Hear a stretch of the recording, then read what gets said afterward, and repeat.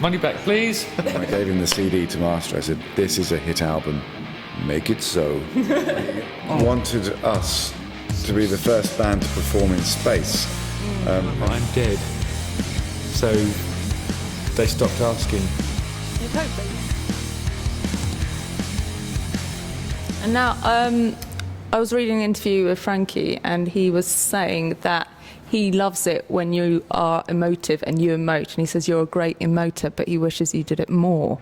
Is that something he says to you in the studio, or is that just something he tells interviewers? What does he even... this is What the vintage. fuck does that even mean? This is vintage Frank. No, do you know what that means? I think he likes you showing your inner feelings more and letting it out. Yeah, a bit of that. Yeah, like that. I do that all the time. Oh, so you should be happy. Yeah, I think, was that quite an old interview? No, it was quite a recent one. Maybe just do it more. He said on the Wheels of the Machine he particularly liked how you did it on that. He's talking about, writing more ballads. No, that's not going to happen. In fact, we're not writing another ballad. Ever. Actually, because we're going to save all the ballads for a musical that we're writing, and they'll go in there, but we're not going to release any more ballads on records. I was asked to do a musical recently. Which one was that? I was offered a role in American Idiot. The Green Day thing? Yeah. Yeah, I was, yeah. And what was the answer? I wasn't available.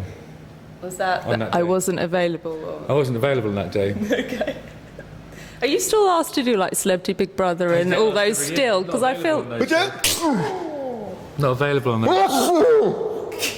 I have been asked, yeah. I get Just asked. never... Sorry. Actually, I used to get asked a lot. I'm just allergic to bullshit. I get asked a lot, and I used to say I'm not available that week. Which week is it? Every year, and then last time I said, last time I was asked, I said, "Tell them that I'm dead." So they stopped asking. You'd hope they would after that news, wouldn't you? Yeah, I don't think it's going to stop them, to be honest. I think. Never been tempted, either of you, to delve into that world? Well, I was... No, to be honest, when it first started, I was like, I'll do it for £1 million. Yeah, and then they said, well, you can do 3/4 or whatever, you know.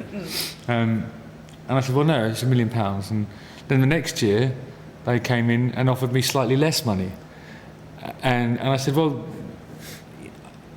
I don't know if you've realised this, but you've offered me less than last time. And I said no last time on the grounds that it wasn't enough money. Yeah. And then the next year they offered me less, and that's when I started doing the not available that week, which week is it? And now I do I'm dead.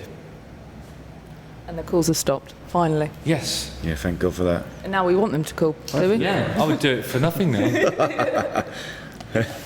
Now, I'm sure you get asked this a hell of a lot in interviews, but it's the Gaga thing. Like most rock bands I speak to, they really prefer the intimate, sweaty gigs. So did that tour kind of change your mind and bring you round to doing the larger scale kind of production thing, or do you still think the sweaty thing's more your... Shows that we did on that tour were actually scaled down in production terms. I mean, hers was obviously a gigantic production. But we were doing sort of intimate club shows in stadiums in South America. Okay. We were bringing the pub to the stadium. Yep. Which was always our ambition, actually. That's what we always hoped to do.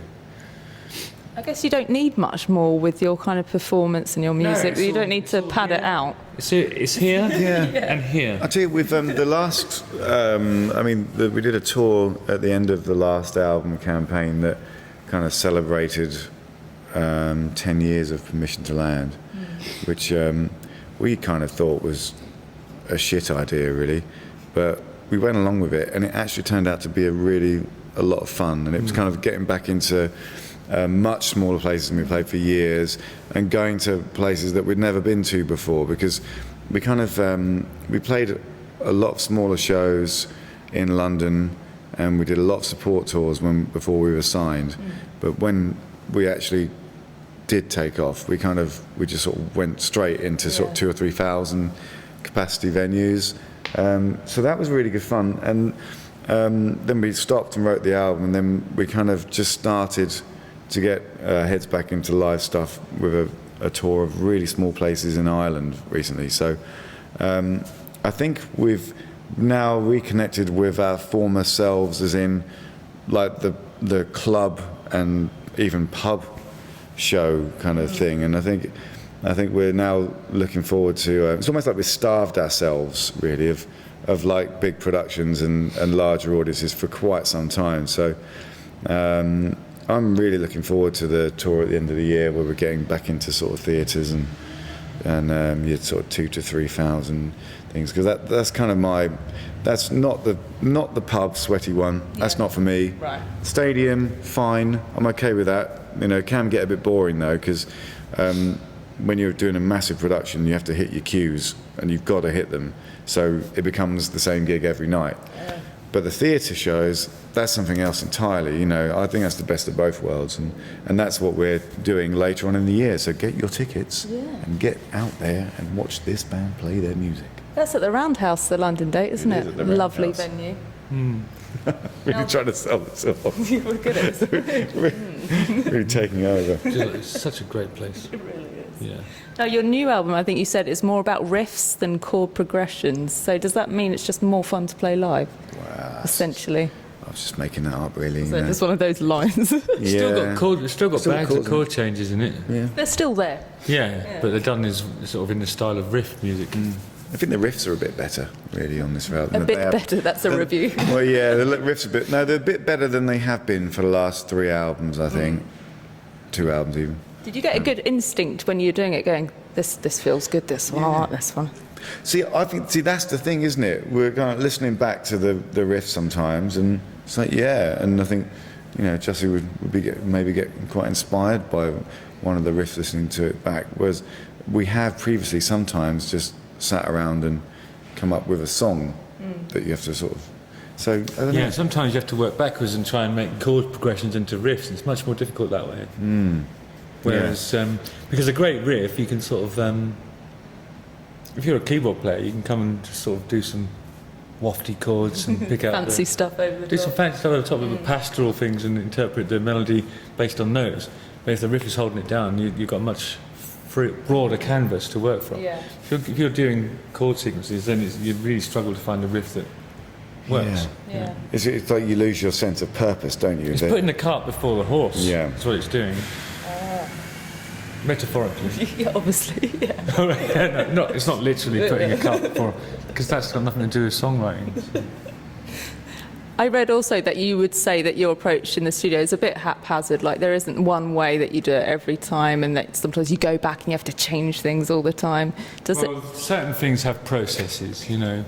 And I think when you're making an album, you're finding the process that gives the album its voice, you know, aside from the unique timbre of this delightful larynx right here, you know. No, but you establish how best to record the stuff, and that takes time, doesn't it? I've got to say, on the first single that was played in particular, I definitely thought your voice sounded a little different to the past. Was that an intentional thing, like you look deeper, or? No, just putting more air through it. I don't know why, really. Just thought it'd be fun. A bit more venting through the. I can't It's say more like vent sort of You can't use the word vent anymore. Ruined forever. Yeah. I think the whole band sounds a bit different to how it sounded before. I think we're kind of, we're just sort of moving forward, doing something different now, really. Now, who was the person that you played the new songs to first that was out of your band thing? Who do you go to for that blunt, straightforward opinion? Don't play it to anybody. No, it's none of their fucking business. I am the first person outside of the very insular Darkness camp would have been Mike Marsh, the mastering engineer, whose opinion I do value sonically and otherwise. By that I mean, when I gave him the CD to master, I said, "This is a hit album, make it so." And at the end he handed it back and said, "There you go. It is so. It is so." I have made it so. Are you nervous on those days when you're waiting for that response from someone like him? Or are you just so confident in the work that you're like, oh, I like it, it's fine? I think you just... Yeah, if he turned up and said, sorry lads, this isn't a hit album. Absolute I'd be like, toilet. fuck you, man, we'll get someone else to do it. You're not part of our Yeah, gang. exactly what you do. We're paying you to make it into a hit. If it's not a hit, you have failed. Money back, please. That's not really how it works. It doesn't I work. like to It imagine doesn't that's work how like it that works. at all. It would be great if it It's a did. simple investment. You're paying a man money to make a hit for you. If you can't do that, then what? You're wasting money, aren't you? Absolutely useless. There's only one person Pointless. that actually works like that, and that's Mutt Langer. That's the only example, because he'll just take you and your band and your sounds and your sonics and the people you work with and your songs and everything away, and he'll just insert a hit instead, and you pay for it. It's all right. Good value, actually. Have you got Mutt's number still? Shall I give him a ring? I think he gave Someone me a get fake number. All the sixes. I called it and then just a weird foreign accent. I said, I don't know. It's all in funny talk. Now, what's left on the Darkness bucket list as a band? Is there anything? Because you've done the Super Bowl advert, toured with Lady Gaga. Yeah. That was a big deal. That was on the bucket list. Decided to strike that one off. Bang. Done. Yeah. It's tricky, isn't it? I would like the Darkness to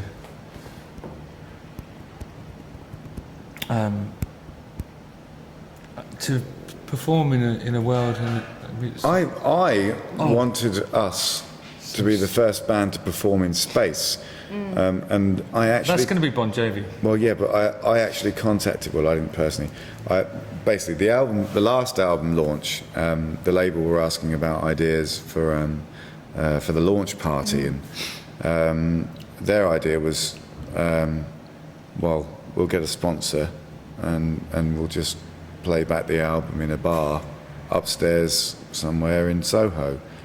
Now, my idea for the launch party was get all the journalists who were going to come to the launch party, get them to meet at Heathrow, blindfold them, take the blindfolds off once we got to an airfield somewhere in Slovakia or something like that, get them in the plane, put the parachutes on with an instructor underneath them, and put the album on full blast on the earbuds, and then press play and chuck them out of the plane. I would have been up for that. Yeah, I think a lot of people would have really liked that. They certainly would have remembered the experience. And the other thing was, I thought it'd be really cool to be the first band to play in space. And I thought these early sort of intergalactic, the Branson space vehicle, I knew was just about to launch, and I thought Well, it would be a Virgin. maybe that does that. yeah, Or a V2 act probably, wouldn't it? yeah. Well, maybe we could be the first band. So we approached them, and they said, "That's a great idea. We're not actually there yet, but we'll give you a shout when we're going to do it, because we love the idea." And obviously they didn't call, and now will.i.am and co, I think, are doing it. So good luck with that. Not quite the same, is it? But to play in space would be good. Or just be in space would be nice. That's a good goal to have, I think, as a band. Yeah, I think it'd be quite cool. I'd like to play at the centre of the earth. What, at the burning core? Yeah. Because if you think about how much fun it is to play a sweaty club show, just times that by like 1,000 centigrade. Intensify. Yeah. Yeah. Well, let's make it happen. That's our goal for this year. Yeah. Libby, get Libby on it. Build an enormous drill, shift some tickets, bang. I think it's going to be a lot easier to get to the centre than it is to get away from it. What with gravity and all that. Yeah. Well, I'm glad we got some realistic goals happening. It's good, isn't it? It's an iron core, isn't it? Oh, No, iron. it's, it used to be, but now it's cavemen. Okay, cheers. Thanks for watching. Oh, it's cave ladies, isn't it? They're all doing it. Cavemen.